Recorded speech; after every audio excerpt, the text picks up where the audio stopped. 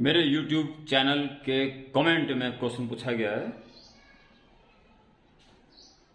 2 point charges minus q and plus q by 2 are situated at the origin and at point this respectively.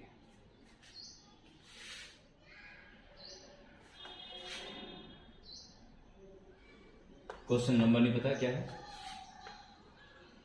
पहली बात तो y axis and x axis बना दीजिए,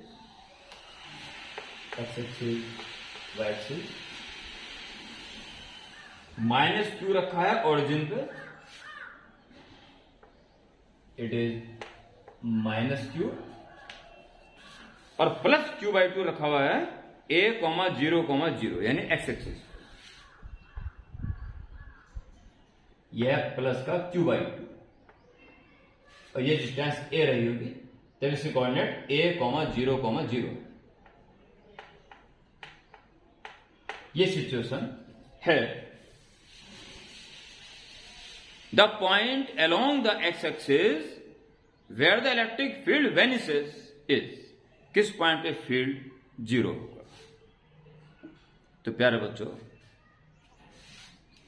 इसके बीच में तो 0 होने वाला है नहीं, क्योंकि इसकी वजह से फील्ड इधर होगा और माइनस की वजह से भी इधर ही होगा, ऐड हो जाएंगे, इम्पॉसिबल है कि बीच में होने वाला, बाहर होगा।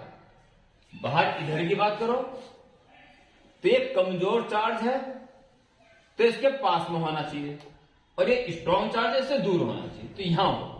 अगर हम यहां की बात सोचें तो पहले ये इससे डबल है, ठीक है, इधर की तरफ और पास में भी है, खतरनाक हो जाएगा। वो पहले वीक है और डिस्टेंस भी दूर है, इस कारण फील्ड बहुत वीक होगा, मैं कैंसिल नहीं कर रहा। तो बस यहीं पे ही बात बनती है, यानी वो जो कोऑर्डिनेट आएंगे उसकी वैल्यू a से ज्यादा आनी जरूरी है।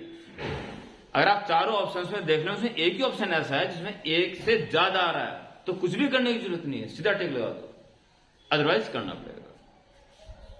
तो आप क्या करेंगे, इसकी सीधी पोजीशन ही मान लें क्या है, या तो डिस्टेंस निकाल दें, बाद में a जोड़ देना उसको, नहीं तो इसकी पोजीशन ही मान लें क्या है, इसको मान लें b,0,0, यानी ये डिस्टेंस b है, ओके। तो प्लस की वजह से फील्ड बाहर होगा और माइनस वाले की वजह से उसी की तरफ होगा। E इसकी वजह से E1 कह दीजिए और इसकी वजह से E2 कह दीजिए। For net field 0, E1 should be equal to E2। E1 की बात करते हैं, जो इसकी वजह से 1/4πε0 Q/r², Q माइनस का मतलब साइन ले चुके हम डायरेक्शन, बस अब नहीं लेंगे इसको, अपॉन b², यहां से b मानेंगे, b² should be equal to, इससे कारण यहां field 1/4πε0 Q/2 upon this distance b minus a, b-a²।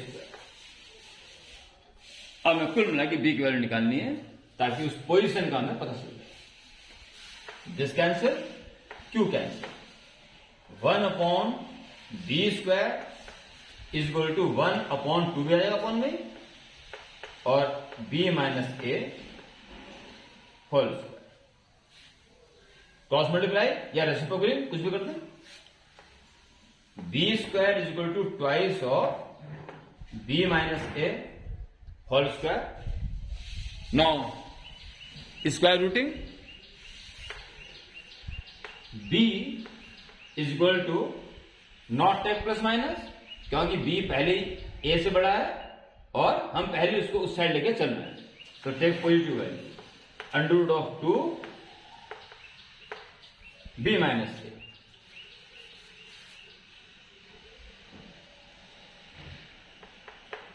Under root 2b minus under root 2a, b equal to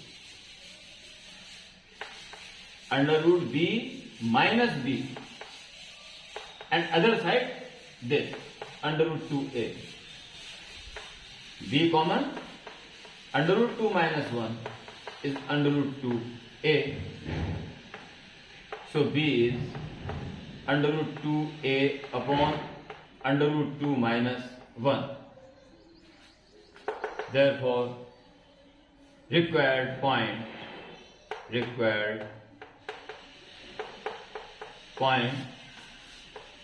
under root 2a upon under root 2 minus 1 0 0. Answer इसको रेजोनाइज भी कर सकता है. Under root 2a में under root 2 plus 1 से multiply and divide. जब divide करेगा तो under root 2 minus 1 under root 2 plus 1 यानी 2 माइनस 1 1 आ जाएगा. तो ये भी आ सकता है. और दिस 0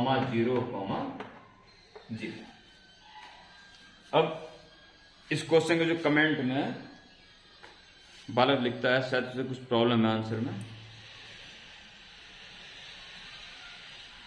वो कहता है I am getting something under root 2a upon under root 2 minus 1. Yes, ये बच्चा निकाल चुका है. But it is under root 2a upon under root 2 plus 1. I don't understand how. ये गलत आंसर है. अगर अंडर रूट 2 प्लस 1 आ रहा है तो इनटू में आएगा, अपॉन नहीं आएगा. ठीक है.